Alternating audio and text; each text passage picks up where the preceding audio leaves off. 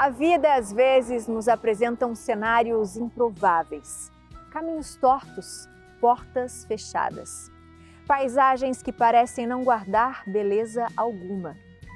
É necessário sensibilidade e um olhar atento para enxergar entre aquilo que foi descartado possíveis tesouros que esperam para serem encontrados.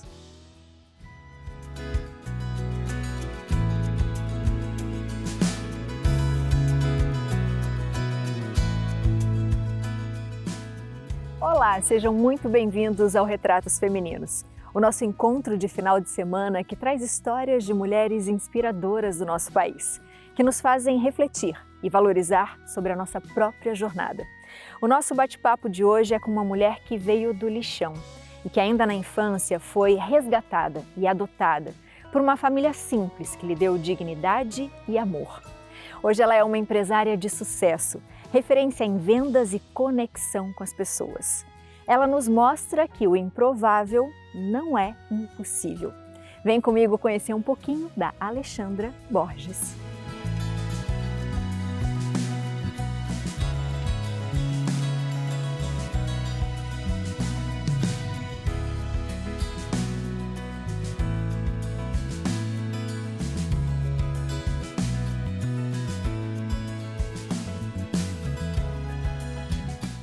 Olá! Bem-vinda!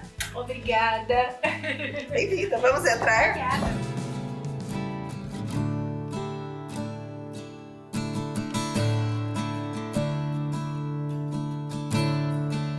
Ale, muito obrigada por nos receber aqui na sua casa hoje, viu? Vicky, que prazer, que honra. Obrigada pelo convite. Estou muito feliz. Sejam muito bem-vindos. Que gostoso. Hoje o tempinho tá gostoso aqui em São José. E eu queria começar conversando com você sobre um período marcante da sua vida, que é a sua infância. Quando a gente pensa em infância, a gente pensa em brincadeiras, né? Em colo. Como é que foi a sua? Sim, eu fui um bebê que eu nunca tive... Todo bebê começa no aconchego de um bercinho e o que eu sei é que eu nunca tive um bercinho. A minha vida começa onde todo mundo acha que termina, no lixão. Eu era uma bebê de 1 ano e 10 meses e eu estava no lixão, num terreno baldio, brincando, toda sujinha, cheia de verme, piolho, carrapato, cheia de micoses na pele e brincando entre os sacos de lixo, e ali era meu playground. Era o meu parquinho, era o meu restaurante, e ali eu abria os sacos de lixo porque eu brincava e comia os restos de comida ali. Até que passou uma senhora que já tinha 9 filhos, 9 filhos biológicos. Ela não sabia ler nem escrever, uma lavadeira de roupas. Ela lavava roupas para fora para ajudar a colocar comida em casa. Morava em 3 cômodos e ela me viu. Aquela bebê sozinha no lixão, naqueles sacos de lixo, e tinha cacos de vidro, que era perigoso. E aí ela se aproximou, colocou as trouxas dela no chão e falou: "Oh, que bonitinha, não pode mexer no lixo, é perigoso." E ela disse que, como um pedido de socorro, eu dei os bracinhos para ela. E ali eu falo que aconteceu o match mais importante da minha vida. Que foi esse encontro com a Sebastiana. Eu fiquei doida por ela e ela louca por mim. Que lindo! E aí, o que a dona Sebastiana fez para levar você, para resgatar você, a sua infância? Ela me pegou no colo, então ela tentou entender, né, de quem que era aquele bebê ali. Ela ficou meio sem ação de ver aquilo, né? Aí tinha um barzinho do lado, aí ela foi, aí falaram, a minha avó biológica ficava muito nesse barzinho. Então, aí ela me entregou para minha avó biológica e a minha avó biológica falou, não, ela gosta de ficar lá. E me colocou no chão imediatamente. E ela foi embora com a trouxa de roupa dela, ela tinha ido buscar uma trouxa de roupa que ela ia lavar na casa dela. E ela chegou na casa dela e ela... inconformada com aquela situação, né? Só que a Sebastiana, ela era pura compaixão, ela era amor purinho. Então ela chegou e comentou com algum dos filhos dela que não conseguia esquecer aquela cena daquela menininha bonitinha. Ela falou, minha vontade era trazer ela para cá, dar um banho, deixar ela limpinha, dar comida. E um dos meus irmãos, dos filhos dela, que veio a ser meu irmão, ele conhecia a minha mãe biológica, então ele promoveu esse encontro e aí ela foi, conversou e falou, me deixa cuidar dela, me deixa dar comida. E meio que foi um favor, leva. E nisso eu me tornei, a princípio eu fui só para ela cuidar de mim durante o dia, né? Eu me tornei a 10ª filha da Sebastiana. Que lindo! Como foi e como ficou a sua relação com a sua mãe? Você chegou a ter uma relação com ela nesse período? Não? Não, nunca mais vi. Não. Nunca mais. E ali eu ganhei um novo sobrenome, aí eu fui de papel passado, né? Então eu ganhei um novo lar, eu ganhei um sobrenome, uma família doida, assim, que era uma confusão, mas sabe, uma confusão cheia de amor. Gostosa. Nós não tínhamos muitos recursos, comida, mas ali tinha muito amor, era uma família de verdade, então eu sou tão grata, eu fui tão feliz. Eu fiquei sabendo que a dona Sebastiana cozinhava bem e que a situação era difícil. E que teve uma vez que quebrou uma torneira em casa. E eu acho que foi aí que aquela água começou a rolar para você de uma outra forma. Como que aconteceu essa situação de você começar a se relacionar com pessoas e entender que você teria um propósito na sua vida? Então, eu sempre fui esperta, uma menina desenrolada, falante, articulada já desde pequena. E a minha mãe continuou lavando roupas para fora, era o sustento. Então ela pegava aquelas roupas, aquelas trouxas, e eu lembro daquela...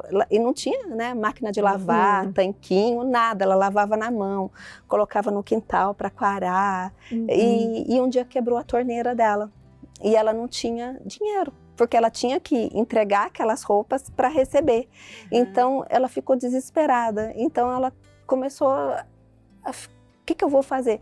Aí a vizinha deu um restinho de frango para ela e falou, faz uns salgadinhos e vende, que você faz o dinheiro rapidinho. E aí ela teve a ideia, e ela tinha um tempero maravilhoso, mas habilidade zero para fazer coxinha no formato de coxinha. Então ela fez, ficou bolinha, ficou croquete, ficou tudo, menos coxinha.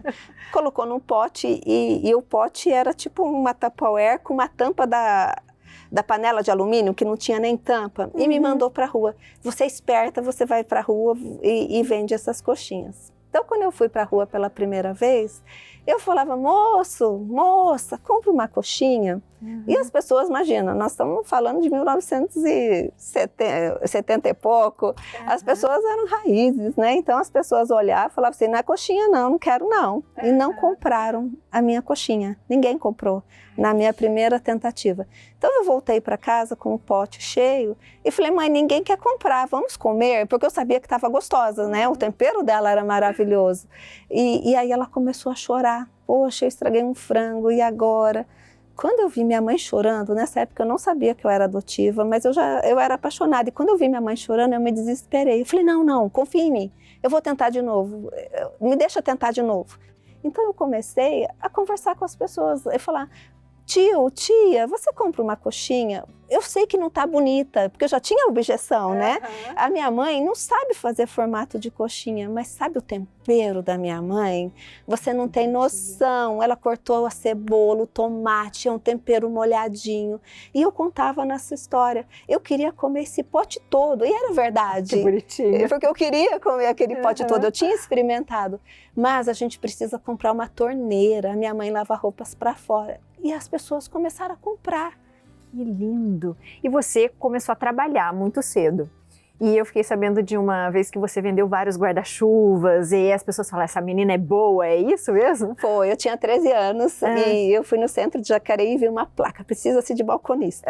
Aí, imagina, 13 anos. Aí ela falou, pra quem? É pra você? Eu falei, Ela falou, não, mas você é menor, num contrato menor, eu tô por volta às aulas, você quer só trabalhar alguns dias, você estuda, que horas combinamos, você quer? Eu falei, eu posso começar hoje. Aí comecei a etiquetar umas lancheiras e era só para ser um freelance de volta às aulas. E aí, no segundo dia, caiu um pé d'água, choveu muito. E eu sempre tive um espírito, né, de serviço, sou filha da Sebastiana, né?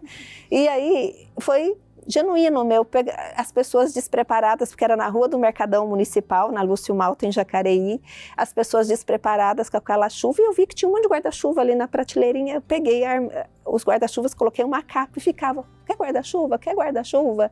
As pessoas desesperadas com a chuva indo pro ponto de ônibus, me dá. Eu vendi o estoque dela todo de guarda-chuva. Ela falou, que menina esperta. E não é que ela me contratou, e com 16 anos eu já era até gerentinha da loja dela. Que incrível! E você foi tendo a sua vida e que ia ter a sua família. Você foi mamãe cedo. Como que isso aconteceu? Então, trabalhando nessa lojinha, tinha uns libaneses que tinham uma loja ali nessa rua, e eu ali conheci um meu namoradinho, e ele foi meu primeiro namorado, e nós éramos muito jovens, 2 crianças, me apaixonei, fiquei grávida, casamos às pressas, e eu era super novinha, inexperiente. Minha filha Tereza tinha 3 meses, e eu fiquei grávida do Jean, do segundo filho.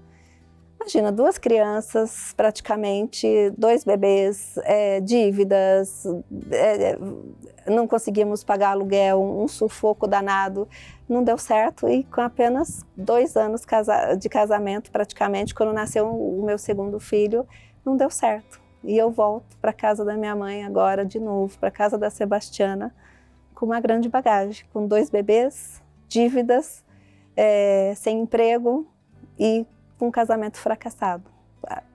Triste, com a autoestima lá embaixo, se sentindo sozinha.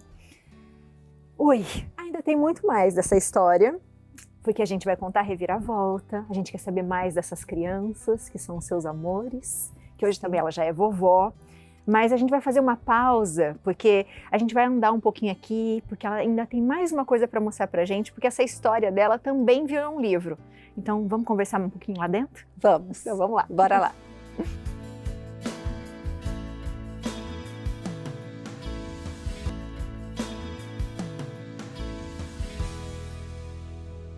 Que delícia estar aqui na sua casa.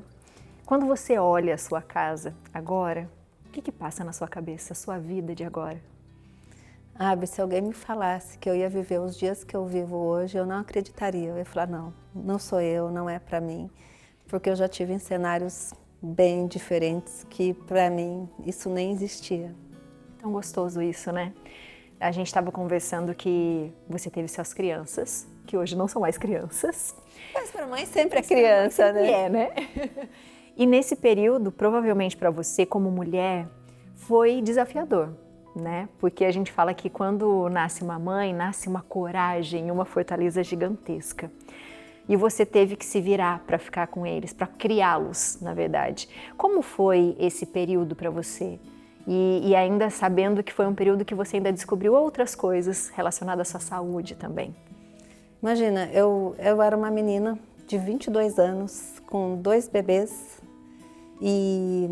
quando eu voltei para a casa da minha mãe Sebastiana, logo no início, nós dormíamos num colchão na sala, né? Aquela claridade do dia amanhecendo, e eles faziam xixi, minha fralda vazava, e logo depois disso eu descubro que eu estava com os nódulos no pescoço, na tireoide.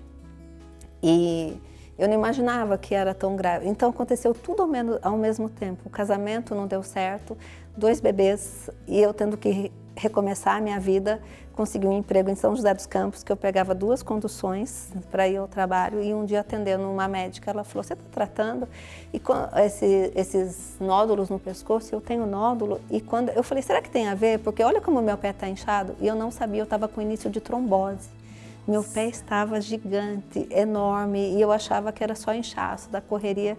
Então aconteceu tudo ao mesmo tempo. Acredito que foi o pior momento da minha vida, porque tudo desandou, sabe? E quando eu arrumava um emprego, a minha doença se agravava. E aí eu tomei uma medicação muito forte, e aos 22 anos meu cabelo caiu quase todo. Então, autoestima abaixo de 0, aquela correria, eu não conseguia nem ficar com meus filhos direito, porque eu tinha que trabalhar das 10 da manhã às 10 da noite para poder ganhar mais, para aumentar as minhas comissões.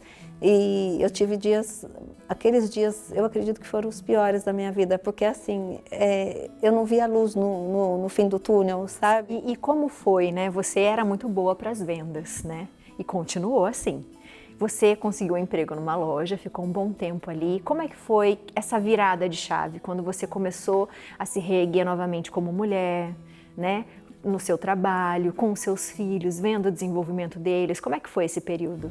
Um dia eu ganhei uma bolsa de estudos para os meus filhos estudarem num colégio particular.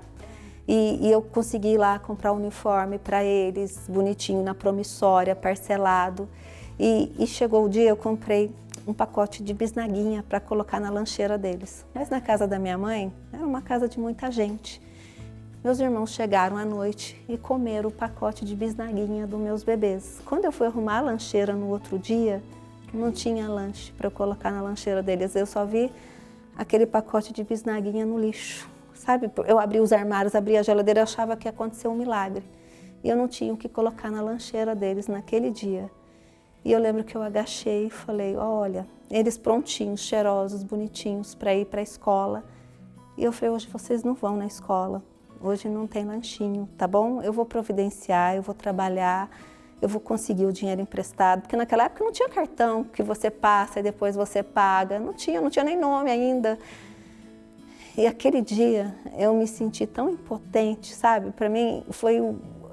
E eles assim começaram a chorar, minha filha mais velha, eu quero ir na escolinha, você prometeu, eu quero ir na escolinha.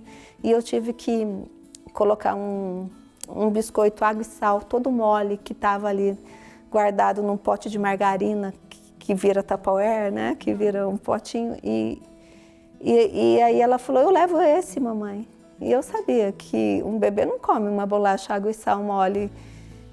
E quando eu arrumei aquela lancheira, aquele dia para mim foi o fundo do poço. Eu me senti, enquanto era comigo, sabe?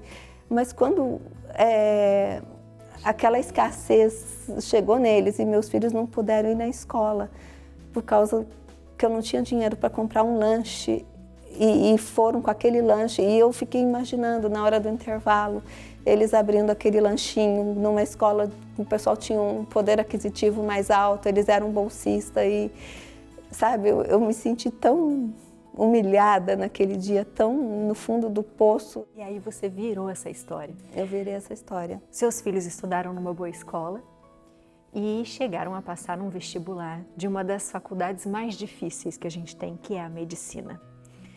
E aí, como é que foi receber essa notícia de que eles estavam estudando, de que a sua filha ia para uma faculdade de medicina? Como é que foi isso para você?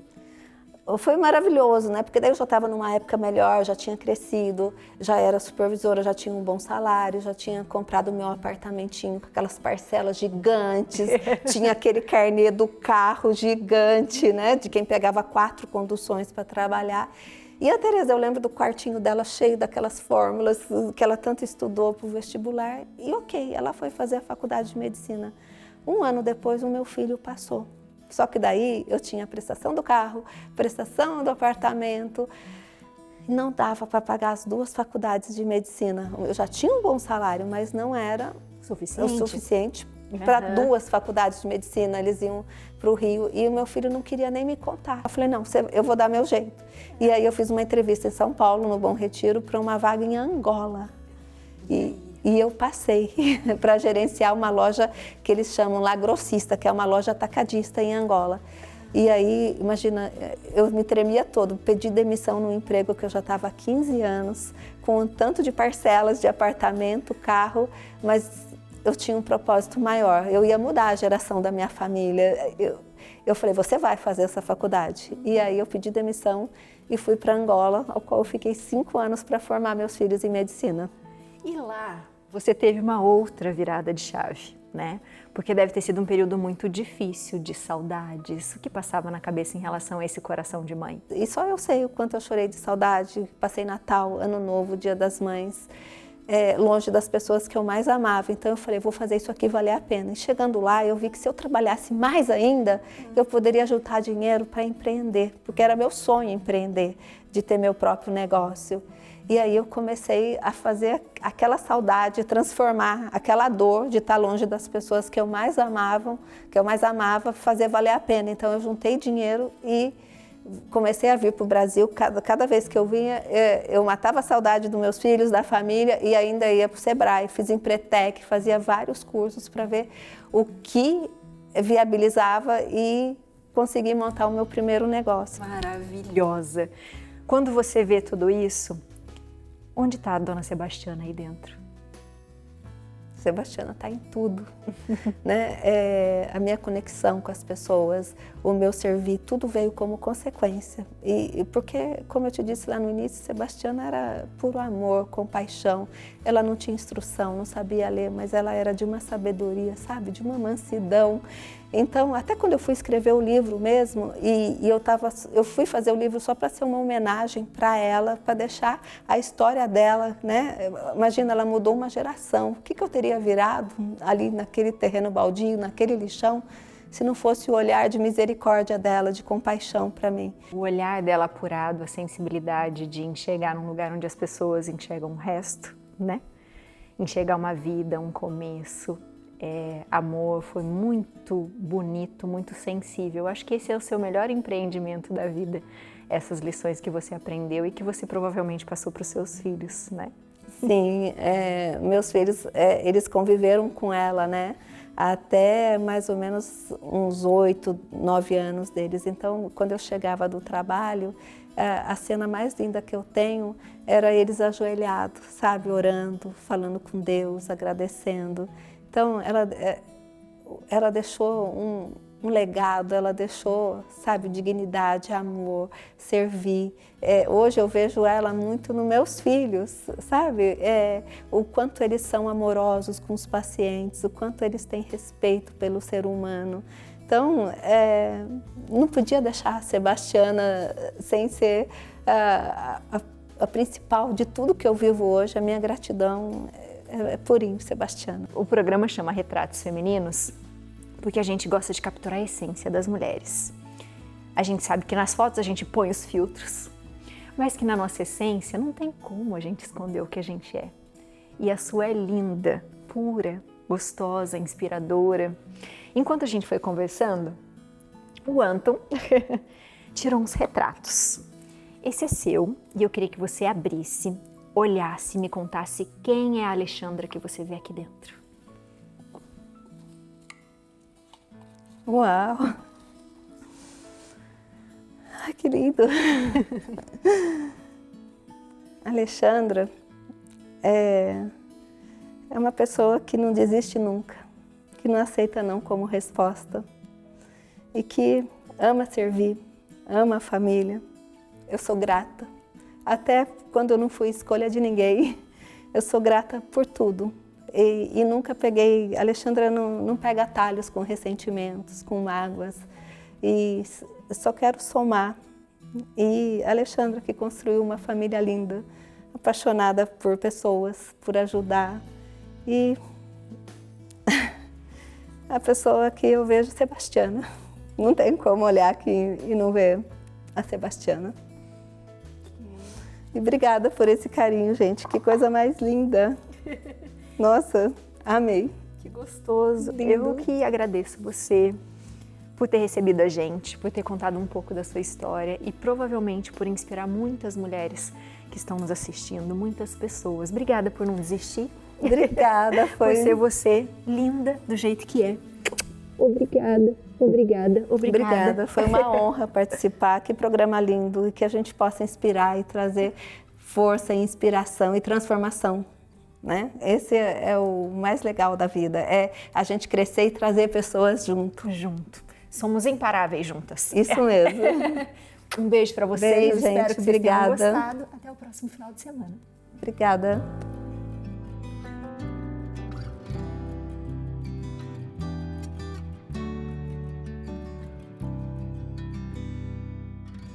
O destino surpreende aqueles que vêm além das aparências. Mas toda grande transformação não vem do acaso. É necessário coragem, fé e determinação. O que inspira é a capacidade de não permitir que as circunstâncias definam quem somos ou até onde podemos chegar.